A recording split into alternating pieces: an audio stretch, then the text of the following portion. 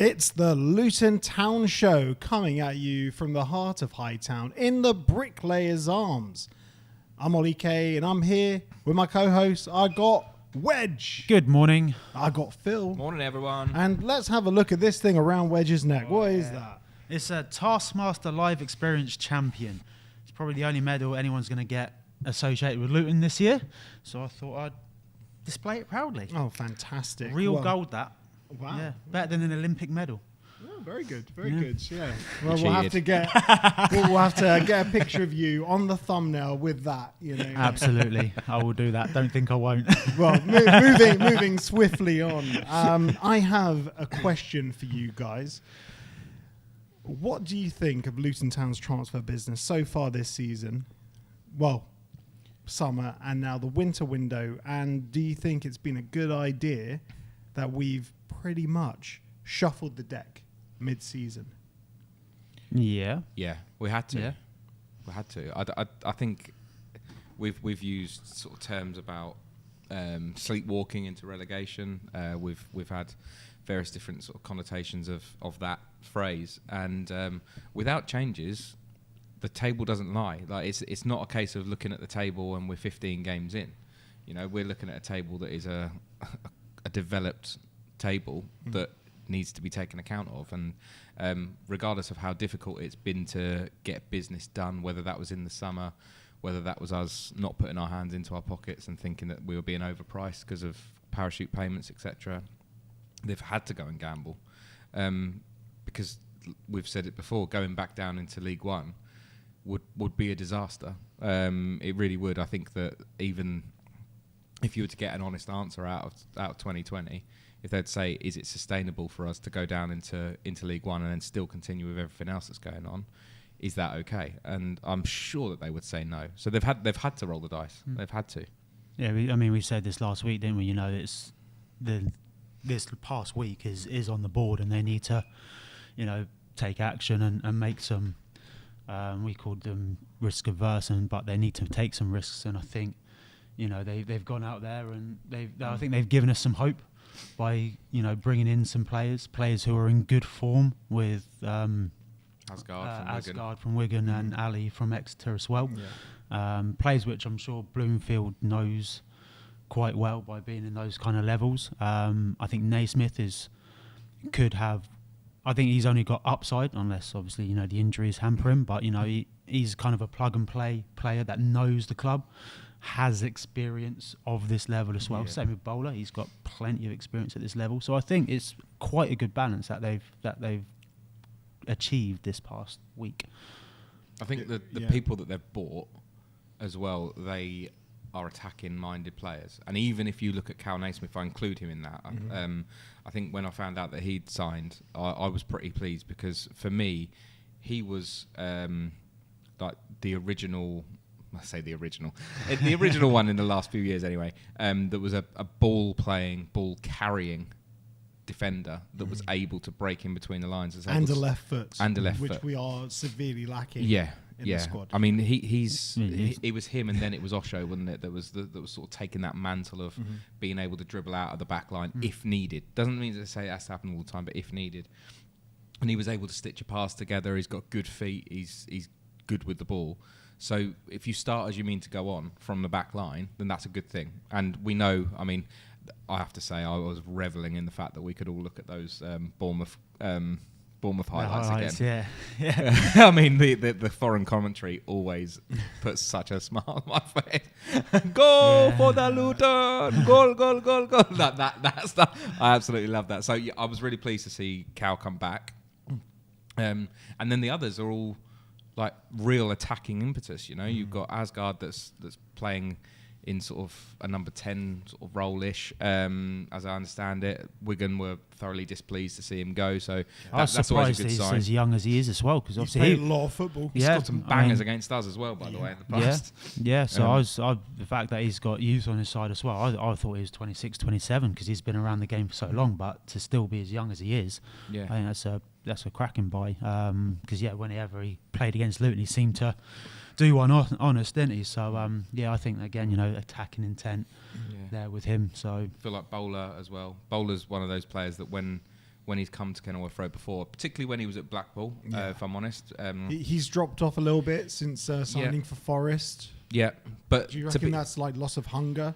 No, I don't think that. I think that it's been... Bad moves. He was one of the people that was probably badly advised to go to Nottingham Forest when they were buying everyone. It's like Chelsea in the noughties, isn't it? Yeah. Or Chelsea in the last couple of transfer windows as well, to be fair. They'll go with anyone. And it is a bit of a 50-50 sort of throw the dice thing. And I think, unfortunately for Bowler, he was in a squad where they've also gone and bought the likes of Hudson-Odoi, and they've gone and bought Ilanga. You're going to be second fiddle to those boys, unfortunately. But he'll have some Premier League experience. Remember, I know it sounds... matches are the key. Like, we know that. But he'd have been training with some really good players. And like I just like the fact that he's like, give me the ball and I'll try and attack. He said it in his interview, didn't he? He was just like, I'm just going to try and take on a person. If I can take on a person, I will. And that's the bowler that I know at his best. So if he can just be given that freedom to come on and make things happen, because that's the thing, we've spoken about it a number of times, that things only happen for us at set pieces. That's been the story of the season, really. We've not carved anyone open, not really. And even the goal yesterday was just a... Well, it wasn't just a... But but it wasn't, free-flowing attacking build-up, wasn't it? There's a ball in, Morris got it down, laid it off, and it was obviously a thunderstrike. But, Well, the build-up before that was all right. I especially like the look of Lamine Fanny. I don't really know how the midfield two works with Clark, because for the build-up to their goal, Clark just backing off. Yeah, he tried to slide tackle in, didn't he? And he just got shrugged off. Was nowhere near him as well. Was it a penalty, do you think? Yeah, it was a pen. Yeah, it was clumsy. Like, to be honest, Walters showed his inexperience. He should have taken him out like halfway into our half, like not allowed him to keep running. But that's what happens. And yesterday we had two fullbacks that were 19 and 20. The experience showed. Getting back onto the transfer talk, because yesterday we saw a front three of Alfie Doughty, Carlton Morris, and Jacob Brown.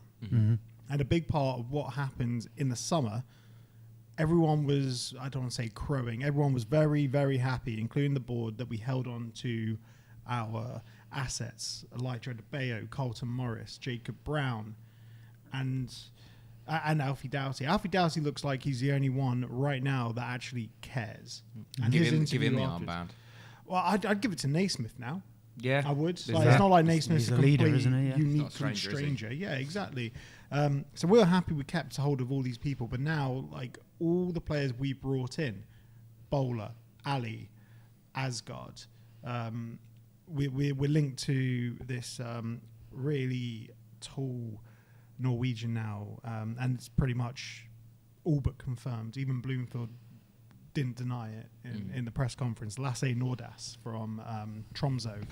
If he's anything like Lassie Lath, I'll take it. Yeah. Well, I'd prefer more Latte Laugh than Mango Lassie, to be honest. We're making all these changes, and there's one more that's going to be coming in. Like, I don't know who it is, but Richard Kone was injured yesterday and out of the Wickham squad. Was he? So the reality is we don't know if Richard Kone is going to come. To be honest, by the time this is released on Monday, maybe Richard Kone will have been announced by Luton Town. We honestly don't know. So it's nice to have this speculation, though, isn't it? It's fun, isn't it? There's been previous summer, like the summer transfer window, and last January as well, where there was nothing to be excited about or to go on. So the fact that we've made 5 signings already this transfer window, and there's still rumours of another couple. But a lot have to go out. So these players I was talking about, where we were very happy to have kept them, these players have become, their values have become slashed, and now they're all surplus to requirements. Like Elijah Adebayo, I don't know what's happened to him, but he's obviously not fancied, is he? Yeah, we could see him, but not fancied. He leads the division in XG. And he leads the division in big chances missed. Yeah. And that, a lot of that was the front part of the season as well, wasn't it? Recently had absolute scraps to I was going to say he's had to kind of feed on. minutes. You think, well, when he was playing against Plymouth, he missed 2 or 3 golden opportunities away to them, didn't he? So do you reckon these players are sulking because they didn't get their moves in the summer? Maybe they're not being mollycoddled as much as they were under Roy Edwards. They don't like it. But then I don't know. The change in formation only really allows us to play one out-and-out striker, doesn't it? So it's either going to be Morris or Adebayo, and obviously Morris is Kone. the captain, isn't he? Yeah. Or Mango Lassie. Yeah. Or him. I don't think Ali's going to be playing as a central striker. He looked really good yesterday. Couple of very penetrating runs into the box, like something that we just haven't had. Bowler didn't really get enough of a chance to show what he's about. Mainly in the second half, when they came on, it was kind of one-way traffic going against us. Especially they were targeting Joe Johnson for a lot of it. But players that was due to an injury to Amari Bell. Well, the club said Amari Bell was injured. He's forever injured at the minute. He is, I know. It's concerning. Like, I'd put Cal Naismith at left back, and Anderson and McGuinness actually looked pretty decent yesterday because Sheffield Wednesday were a knocking, and they only had like one real clear-cut chance that Josh Windass ballooned over the bar. But I feel there's still going to be some moves. Currently, we're at 27 players in the squad. That is with locks registered. Holmes has been linked elsewhere, hasn't he? Yeah, but I don't think we need to be getting rid of defenders though. It's the stuff in the centre of the park, the proper fringe players. But with our record of injuries, especially across the back four, we need to be keeping, I think, our defenders as well. Because if Anderson or McGuinness goes down, who's the next man up? It's Holmes, it's Mengi in March but Mengi's or April. Yeah, Mengi's not around for months. No, and Lockyer, who knows when he's going to come back, because Burke the reports as well, of his injury getting exacerbated as well. The surgery didn't work. Like, who's doing these surgeries? I could probably do a better job on his ankle. I'll be honest. I've got my own opinions about Lockyer. Yeah, the footballing gods are telling him, don't come back. Is that Phil's opinion? No, that's my opinion is very much aligned with that, because I've seen that guy collapse and die on a pitch. I've seen them live. It's not nice. He didn't die the first time. He didn't. I said collapsed and then died on the second time. Yeah, but the point with him is, I love Tom Lockyer. Please don't anyone be under the illusion that's listening to this that I'm not a big Tom Lockyer fan. I just, regardless of everything else, I just don't want to see him on a football pitch again. I said the same thing last year. I don't want to see him on a football pitch. At the beginning of this season, I was saying I don't want to see him again. I'd love to see him as a on the football pitch 30 minutes before kickoff, taking the boys around and doing their warm-ups and stuff like that, and being in the background doing the tactical stuff. I've got no problem with that at all. I just don't want to see him on the pitch, and that there's always that worry. Yeah, that comes from the trauma of physically being there. Yeah. I didn't like it at all. It was horrible, and I can only imagine what his family feel like. And I'll be told to keep to my own business. I get that. It's none of my business. It's Tom's decision, but I won't enjoy the day when he's back on the pitch. I don't think I really won't. So it's things like that where going back to the sort of situation with the squad, there are players that we just don't see enough of. Like, I mean, Baptiste, he's a walking injury. When he comes on, he plays for half an hour and then he's not around for another month. Like, that was an absolute shower of a decision you could sign have Walsh or Baptiste in a squad. I don't think there's space for two injury-prone central midfielders. Yeah, I don't see the but point. He's on a 3+1 contract. I mean, we got him for another 2.5 years minimum. That's real poor. That's really poor, because they want to try and fix him. He's got that quality, Baptiste, as well, hasn't he? He does. But he hasn't got working legs. No, exactly. It's such a shame, but that's why we've got him on a free rather than him still playing in the Premier League, because he's got that history of being injured, really, isn't he? We've taken a gamble again. I say again. There's been so many gambles. Well, we said it last week about the whole Ted and Mengi situation. I mean, that was a massive gamble with him and the surgery that he's ended up needing, and now we're without arguably our best centre back for the vast majority of the season. the transfer situation. Your original question when we started this, you included the summer as well, and as obviously. Well, mainly because now all the players that we were so happy to keep in the summer, they're all getting exited. Like I can imagine Victor Moses is going to go. Jacob Brown surely he's probably got to go because he's. Do you reckon Brown will go? Well, we got a lot of options now. Like we've got Bowler on the right. We tried Jacob Brown on the right. Got we tried Isaiah him Jones on the left. on the right as well. Got Isaiah Jones who missed out for personal reasons yesterday. We got so many options. Like unless we're keeping Brown as like a backup for the middle. That would be my idea. Yeah. But then does that mean Carlton Morris goes as well as Elijah Adebayo? Because if we're signing Lasse and possibly Richard Kone, there's only one spot in the middle. Yeah. I with the way that the things have gone with Kone, and I know that you said about him like being injured yesterday out of the squad, I just can't see it happening. I just cannot. I feel like it's been such a... It's a lot of money. Back and forth. And it is a lot, but Wickham don't need it. They've got really rich owners. I know. Really rich owners. Could they hold on to him and get promoted? This is what I'm saying. Yeah. Like, but with that money, they can buy 2 players that could really help them in the... they're rich, but you can't funnel that money in because of FFP. Mm-hmm. Yeah. Gone are the days of, And isn't he out of contract in the summer? No, he's out of contract next year. He signed, right. He's got 18 months left. Right, okay. So at the end of this season, he's got 1 year remaining. Yeah. It's better to cash in. Because also, he was in non-league last year. But yeah, you say that. I mean, if he goes on and scores another 10, 15 goals, but between now and the end of the season, he gets Wickham up, then Wickham will be having to pay through the eyeballs for him to in an improved contract. He'll have so many offers on the table, it'll be unreal from the Championship next year anyway. And he might even be thinking, well, I'm better than this. I can go up to the Premier League. You just don't know what his mindset's like. I mean, if we did nab him, it'd be a coup. I think that it'd be a really good signing, especially knowing that it'll be under Bloomfield. I'm nodding over there because I can see Matt looking at me on the poster in the brickies. But yeah, it's if we got him, I'd be over them, and that's when you start saying, okay, maybe we do cash in on one of the others. Until my worry is with Lasse, if that one pulls off, that we've got him, Morris, Adebayo, and Brown, and I'd say you need 4 strikers for that one spot. I do think in the squad you need to have that option to be able to change it, because it's not just do you know one that you haven't even mentioned, Woodrow. No, he can go. He's not. Be gone. Be gone, Corley. Where are you, Wrexham?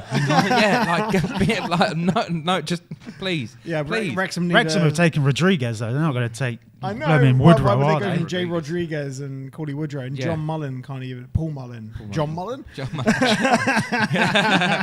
He's his Paul granddad. Mullen can't even get into the squads. Yeah, he's way out of his level. Yeah. Now. But the thing is, you're only an injury away from having a real lack of options, and also, like I say, we do need to change things up at times. I know that we tend to play with a one up top as a primary choice, but you do need to change it up sometimes. Sometimes there'll be situations where we're chasing games, and you do want two options. So I think that 4 is a right number for the striking department, and like you said, we've obviously got very attacking wingers now. We've got the likes of Isaiah Jones, we've got the likes of Bowler, we've got the likes of Ali if we're going to include him as an attacking winger. You've still got Chong to come back, haven't you? Got Chong to come back.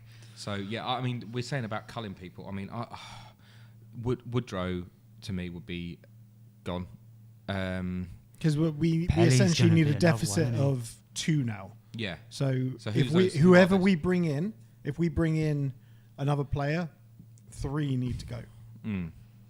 So who are we thinking about that then? I mean, so Corley would be the one that I think we would unanimously Woodrow, agree. Elijah. Sadly, I think Elijah has to go for the good of his career because he obviously doesn't. You're talking if here. Kone comes in, or you're talking regardless? If this lanky Lasse comes in, okay. Then Elijah how lanky has to is go. he, by the way? He's 6'4".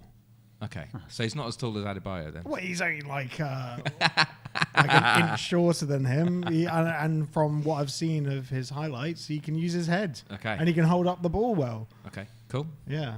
I don't know much about him, so I'm No, I'm but looking he's to- young Is as he- well. He's 22, Is 23. he Steve Howard 2.0? No, Howard was filled out. Yeah, I was going to say. Yeah, Howard. I used to sit next to a guy, and Man whenever strength. whenever the ball went up to him, he was like, "Cartos!" every time without fail. And I haven't seen that guy for a few years. I hope he's all right. But it was just, as you know, I would have been 14, something like that. I just didn't understand why he used to shout it at Howard because I thought it was brilliant.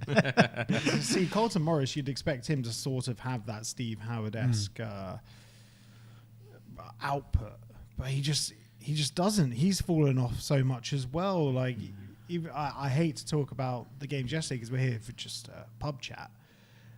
But yesterday, Morris didn't back himself to chase after a ball that was very chaseable, and he let it run out for a corner for us. But it was a good position, and we had players running into the box. I don't want to say he doesn't look like he cares.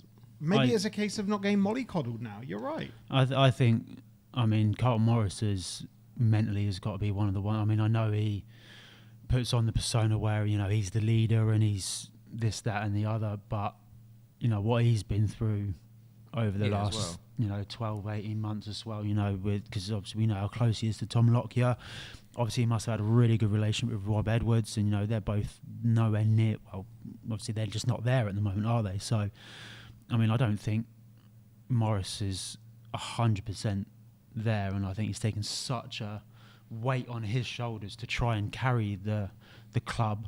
He's got so many minutes under his belt as well. Yeah, I just feel exactly. like he looks tired at times. He And looks so knackered. Like, Yeah. watching him yesterday, he wasn't running in the second half at all. And sometimes you need to take yourself out of that environment, and maybe, a new club for Morris could be the best thing for Morris, really. He was pictured playing pool in Oxford, opposite their training I grounds. saw that. Yeah. I saw that he was linked to Oxford, but no, I personally want to keep Morris. I think he brings enough to the table for him to stay. I think you're right. I think in the second half when he's tiring, the press is next to. He may as well stand there. Like his press is nowhere near as effective as. Well, we didn't bring on the likes Elijah of yesterday. Yeah. So. It's nowhere near as effective. He got an assist yesterday. He held the ball up and he laid it off to Doughty. If you want, that was literally the only other thing he did. Yeah, but other than that, he didn't win his aerials. no, and that's the thing. Yeah. That's the worry, because that is the meat and drink for Carlton. When for the first couple of, I was like, he will not lose a header. I was like, if the ball goes up, he will win it, and he will get either a flick on or knock it down. He did We win the watched them ground. against He only won one ground duel, and he won 9 out of 22 aerial battles. Right. Okay. So and at the moment, over the past few games, that's all we've really been doing as well, isn't it? Pumping the ball up in the air, and if we haven't got him able to win those aerial battles, it just comes straight back at us, doesn't it? And we're under pressure. Yeah, and it wasn't like he wasn't even using the ball well when he had it. His pass accuracy was about high 30s, high 30%. Okay. It's not right.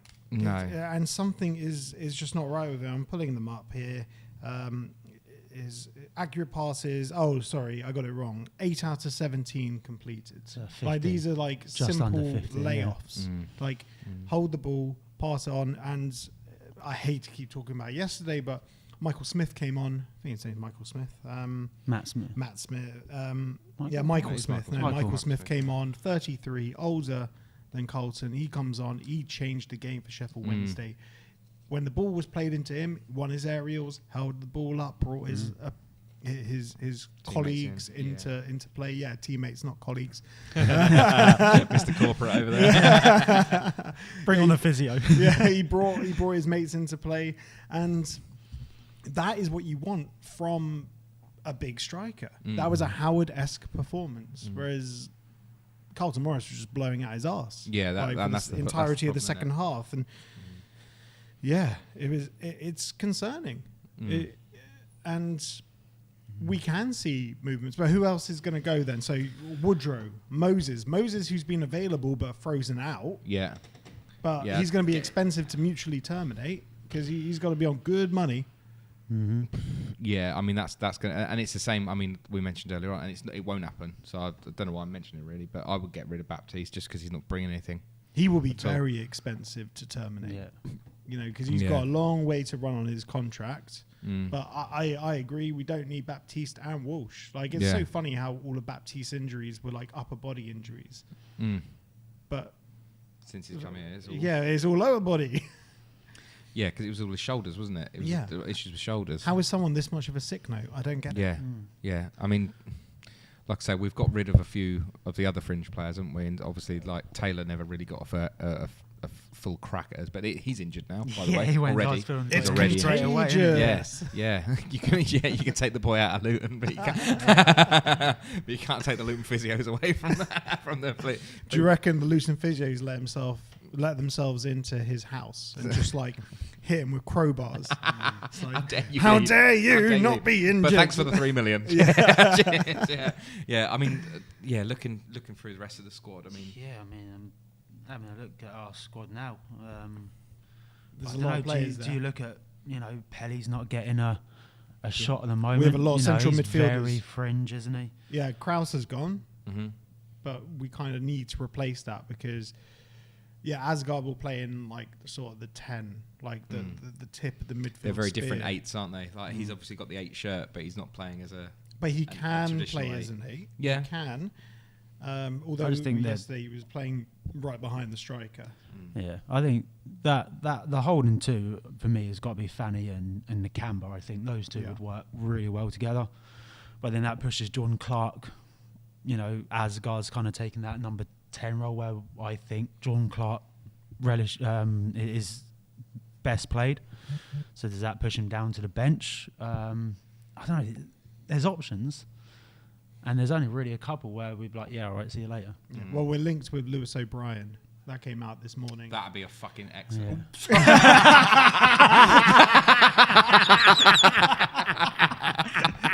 Sorry, Kate. Sorry, everyone. Phil, how do you really think? Sorry, I'm starting to wheeze now. I got excited over Lewis O'Brien. I'd love to have him there. The table's kind of gone risen a little bit. However, the caveat, and to be honest, I think this is an agent-planted story. It came out from Alan Nixon. He would prefer to be in a playoff-chasing team. But you know what? He will be next year. Yeah, we're only 6 wins away from chasing the playoffs. But I think we're like one of the few clubs that can cover his salary. Right. But he is 100%, I agree with your sentiments, he is one that we need. He's a brilliant footballer. Yeah. Yeah, and he would make us use the midfield. Because we often bypass it. Let's be honest, we often bypass our midfield. Where's he from? Nottingham Nottingham Forest. Forest. Well, remember when before. he was at Huddersfield, he was really important in them getting to the playoff final. Yeah. And then when Forest went up, they pinched him like they did with everyone. And they essentially picked up a championship super team as well as recruiting a ton of players. They've signed so many players over the past few years. Essentially, they were covering themselves in case they went down. Because like the likes of Hudson Odoi. Is that what we're doing with the League One players? Well, we did it in the Premier League with the Championship players we as thought well. we'd have a Championship super squad this year. Yeah, and to be honest, they've all failed to perform. It just shows how vital Ross Barkley was. Oh really yeah, does. yeah. So let's pick 3 players that have to go because 3 players have to go right now with Mango Lassie coming in. Collingwood wrote. And we're saying that at the Victor moment... Moses. Victor Moses. And Tom Holmes could be going, but then we'd need to pick up another defender, in my opinion. Just wouldn't want Tom. I don't see why he's surplus enough to be offloaded. Well, right now he's not. Right now he's not. And he's only been with us since the beginning of this year. I know, obviously, we signed him this time last year, but he was loaned back to Reading, wasn't he? So I don't see why getting rid of mid. I think it's got to be another kind of forward. It's going to be one of those, isn't it? Elijah and Abeyo. Yeah, I reckon Elijah's gone. Elijah will be the one that would command the biggest fee. Yeah. And then we can use that to cover some of the fees that we've... A whopping £1.5 million. Is that... No, I don't know. You know what? Like, he's got to be reportedly, there were £10 million offers in the summer, and he might be sulking because we didn't accept it because we valued him higher. We're not getting that again. not getting an offer of 10 million. The thing is, if we're rumoured kind of around the 6 to 8 million for Coney, I know Coney's form is far better than Adebayo's at the moment, but you know, at the moment Coney's in League One and Adebayo's in the Championship, so he's got to be around the same kind of figure. And he's proven that he can do it at a high level as well. So if you are chasing those playoff spots and you've got Adebayo in your team, you know that he can do it if you do get lucky and go up. Or West Brom were after him, then they got Will Lancashire from Spurs, but he's 19. Like, to be honest, I've always been a massive fan of Elijah Adebayo. I just think his head's not in the game this season at all. Again, there's a lot of players which, you know, we've had such a bad time of it over the last 12 months. I think there's so many players that probably just do need that change of scenery. And you know, if we bring in more, we have to get rid of more. Which is fine. Yeah, which is fine. With that turnover that we spoke about on the show last week that should have happened in the summer, that didn't. If that's happening now, then I mean, obviously the timescales. That's the worry. Tricky and expensive doing it in January. It is. But I mean, what is quite nice is that they're doing this for the new manager as well. Like the new manager is getting players. They're backing him. That's good. And hopefully they're speaking to him like, you know, and Bloomfield can be very honest and just say, he's not going to be in my plans. He's not going to be in my plans, and the board know. Okay, well, we'll focus on getting rid of these then. Yeah. Whereas obviously in the summer, Rob was probably like, oh yeah, I want some more players, but I kind of want to keep who I've got as well, and it puts the board in a tight position. Maybe that was a reason why there wasn't much. And also, probably the reason why we keep on going back is I would imagine that Matt's been saying, actually, like, I've worked with him all year, like the fella's proper. You know, like he knows what he's looking at, and if there's any striker, going back to Elijah, if there's any striker that personifies playing off of confidence, it's Elijah Adebayo. When he's down, he's down. But when he's give him a couple of goals, he's Premier League, and when he's down, he's National League. I just. But he had that little purple patch, you know, 6-7 games this season where, you know, when he got that first goal, you know, he was a completely different player. Yeah, you know, he was chasing things down, and then all of a sudden, our form just wwent down the pan. There's no denying that our form as a team has gone down alongside his. The thing that's difficult is that I don't like talking about Adebayo going because I love the guy, but in terms of a saleable asset as well, like I say, that's the difficult thing, and that's the horrible reality of football nowadays is that there's balance in books, there's assets, and actually there's a few other players that you kind of think, well, I prefer to get rid of them, but then the positions and stuff like that, it's all a bit of a jigsaw puzzle, isn't it? I think if Adebayo is the one that we move on, obviously he is still an asset. He has still got a lot of upside. He's still is he 25? He's 27. Is he 27? Okay, so he's a little bit older than I thought he still was. But you know, it looks like we're trying to replace an asset with another asset. Yeah, well, a much younger one. So Elijah's about to enter his peak years. Yeah. Whereas Richard Kone's 21.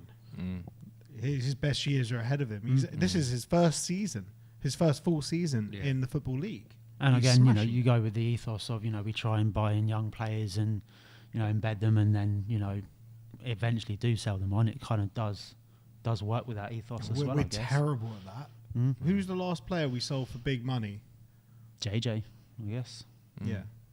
Other than the Premier League, we sold Ross Barkley for big money. He was obviously going to go anyway. But Chirag Bene, sold Chirag Bene. But prior to that, it was JJ. Yeah. It's the only player we've actually sold for pure profit. Well, Chirag Bene was pure profit as well. We played a blinder selling Chirag Bene. And then we didn't replace him. But other than off the back of a Premier League season, and we only sold 2 players. Yeah. Because we were all, speaking of Chio and the pace that he's got, we've been linked to Ricky J. Jones as well, haven't we? Is that complete tosh? No, well, you know, I think Darren McCantley might have leaked that one. I don't know. Oh, really? Personally, I don't think we need Ricky J. Jones. We already have a bunch of strikers that can't finish. He's very fast, though. He's very fast. Yeah, he's the fastest footballer in the world, apparently, from last year. He can't finish, and he's been in the Championship before. Can't score. Scored 1 or 2 goals in 38 games. We don't need that. We already have that. Might as well keep Elijah Adebayo. Yeah. Okay. And plus, Darren McAntney is going to want big money. Yeah, he so will. yeah, He's it's not not. for me. Yeah. Right, let's get Ace Luger 6 update. Yeah. What's going on? I'm doing terribly, aren't You I? are. Yeah. You're bereft of confidence as well. I'd let you tell. Yeah, you got a single point yesterday. Wedge and I got 3 points. The opposition pod got a couple, and Matt just keeps romping away. He's doing my nutting because some of the things that he's so against the grain as well. You can't say fairer than for that. He got the whole Stoke game. He got the whole nailed Stoke on, didn't game he? right when everyone else went for Hull. The guy's a machine, and he nailed the Luton score, so he ended up with 10 points, and he's about 13 points ahead now. It's amazing. A man that knows literally nothing about football, and he's doing so well. He's like Rain Man.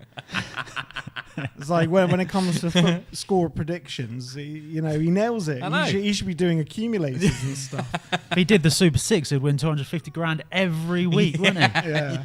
No, you should go down the betting shop. And I'm not a proponent of betting, but you should do that. Put on an accumulator every week. Take his Super Six, his Sluga 6. Yeah. Put it on a betting form, and then we'll see where he's at. But Just as a laugh, a couple of weeks ago, there was when we couldn't get hold of Oxford. To represent for the second time this season, so thanks Oxford. I spoke to a friend of mine who's a neutral fan to give me predictions on behalf of Oxford, and he went, "So would you give me £1,000 if I got it all spot on?" I was like, "Mate, just put £1 on and put the correct score," and the correct scores came up like 2.5 million to 1. So maybe Matt needs to start investing in the Sluga 6 and put £1 on every week for the exact well, he's correct. doing Put well. a penny on it. just smashing it. win, loss, draw. Yeah, Yeah, 10 why p. not? Yeah, even 5-10p bet if it was those Yeah. odds. Yeah. No, it's amazing. Man knows nothing about football. On the other side of it, stop doing so well, Matthew. Yeah, Matt, Yeah. let us catch up. Let us catch up. But that's us done for this week. Remember, if you're in Luton and you're looking for somewhere great to have a little drink, come down to the Bricklayers Arms, heart of Hightown, right next to the station. Good beer on tap. Check out the new signage as well. It's looking smart. Yeah, it looks really slick. They got new signs in the window, new sign above the door. It's really nice, really good, and the snug in the back as well. Very nice. Yeah, it's looking Yeah. good. And big thanks to our audio partners, Black Star Amplification and Carry On, for making sure that we sound great. Big thank you to the Record Shop in Amersham for sponsoring the pod. And if you're in Amersham, you collect vinyl, you collect CDs or guitars, head on down there, pick up some vinyl, mention the OK Football Show, and you will get a discount.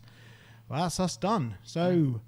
See you in a couple of weeks. Yeah, see you in a couple of weeks. I don't know. Will we do one next week? Because there's no Luton games. So we might as well It's FA Cup, innit? Have a week Yeah. off.